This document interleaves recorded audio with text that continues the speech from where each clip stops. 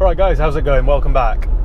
Because we've had some pretty bad weather recently, and I live in a fairly rural area, I thought it'd be a good idea to buy a cheap four-wheel drive and have a chat with you about whether or not you should buy one for the winter, because they do make quite a lot of sense. And they don't come much cheaper than today's car, because today I'm in a late 2003 Kia Sorento, and I paid just £1,000 for this car.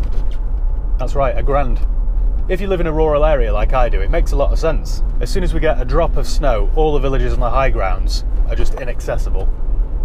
Then it all melts and everything floods. So if you still need to get to the train station or to work every morning, it does make a lot of sense to have a car like this. That's when a cheap 4x4 really comes into its own. You might not want to have a load of money invested in one in case you skid on some ice and write it off. So it makes more sense to buy a cheap one that you don't really care about. It just means you can rough them up a bit and use them how they were meant to be used. And I think an early Kia Sorento is the perfect choice. There are better 4x4s out there, don't get me wrong, but for the price, they're really not that bad. The Kia Sorento is somewhat of a jack of all trades. It's alright at pretty much everything. They're cheap to buy, they're pretty reliable, they're not bad to drive, they're quite comfortable, they're quite spacious, they're pretty good off-road. You could do a lot worse. If you go for an XS, which is a top spec model like this one, you do get everything. The model I'm in today is a 3.5 litre petrol V6. It's got this automatic gearbox, I've got heated leather seats, sunroof. This one's got a lot of optional extras too. It even has a reverse camera, which I don't think was factory. I'll tell you why. If you put it in reverse, you have to open this little drawer here, and there's the monitor for it there, which you have to sort of hold while you're looking at it. I don't think it's factory. I can't imagine the South Koreans signing that off as a good job. Still, it's an awful lot of car for your money. The V6 sounds pretty sweet too, although it doesn't produce much horsepower.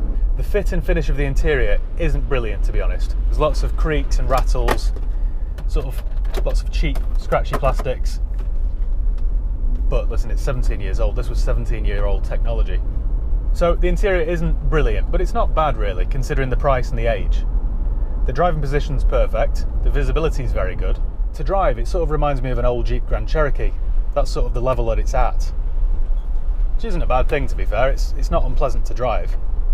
It sort of feels like an American rental car, no offence. The Kia Sorento's been around since 2003, and it ran all the way till late 2009, early 2010, where they replaced it with the much better Mark II model.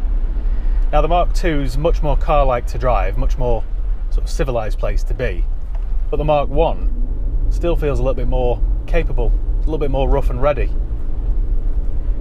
You wouldn't mind dirtying this up on a track, whereas like I say, the Mark II is a little bit more Qashqai-esque. They're also quite a practical car. You get plenty of room in the back, plenty of room in the front, plenty of storage areas, the boot's huge, they're really quite versatile.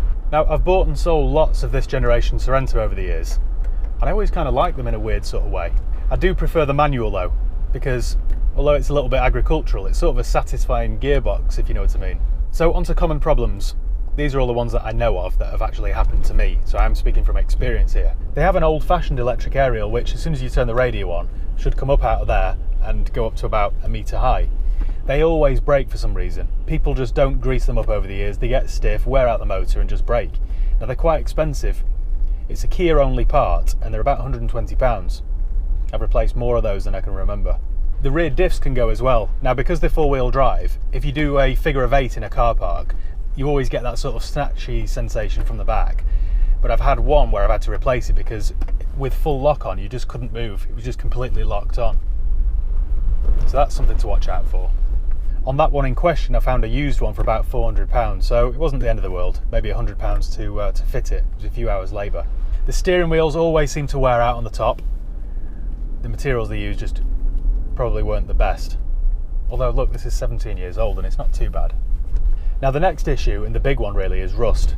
They always seem to rust out, these cars. Same with Japanese cars of that sort of age too. The weak spots are around the rear doors, so if you open the rear doors, you'll be able to see some rust.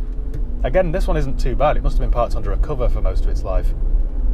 The fuel tanks can rust as well, which then causes them to leak. I had this recently with quite a late Sorento and just couldn't get to the bottom of it because the fuel tank is made from 2 pressed pieces of metal, and where they join together, they can rust around that seam. So if you just put 20 or 30 pounds in the fuel tank, you'd never know, but if you completely brim it, it starts to leak out of that seam. I couldn't find a decent used one, or I did, I tried to replace it and that leaked as well. So I had to go to Kia for a brand new one, and Kia kindly charged me £750 for a brand new one. So they are quite expensive, so bear that in mind. All I can suggest to try and prolong the life is to wax oil them and make sure you wash them if you've been off-road. That way all the mud and grime and dirt doesn't have a chance to sit and eat into the metal. Oh, also, I've had to replace the clutch in a manual one that I had years ago, and they have a dual mass flywheel, so a clutch and a dual mass flywheel replacement is about £800, so that's quite expensive. So yeah, bear that in mind.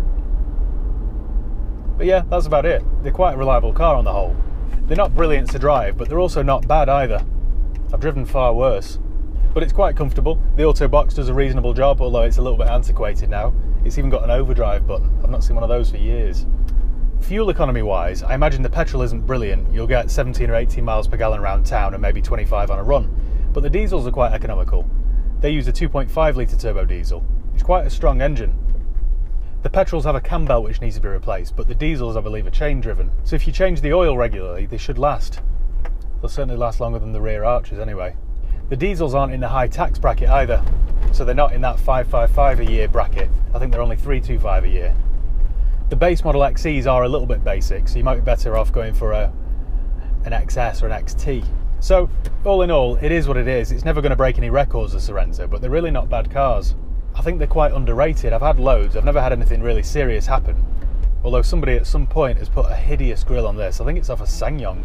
Why you'd want to make your Kia look like a SsangYong is beyond me. So if you live in a rural area, I do think it would make quite a bit of sense to buy a cheap four-wheel drive. That way you're just not stranded when the weather sets in. So thanks once again for watching. Make sure you give the video a thumbs up if you enjoyed it. Make sure you subscribe if you haven't done already. If you've got any questions or comments, leave them below and I'll do my best to get back to you. So cheers guys, I'll see you next time. Oh, make sure you follow me on Twitter, Instagram, Facebook, usual sort of stuff. I'll leave the links below. So yeah, cheers guys, I'll see you next time.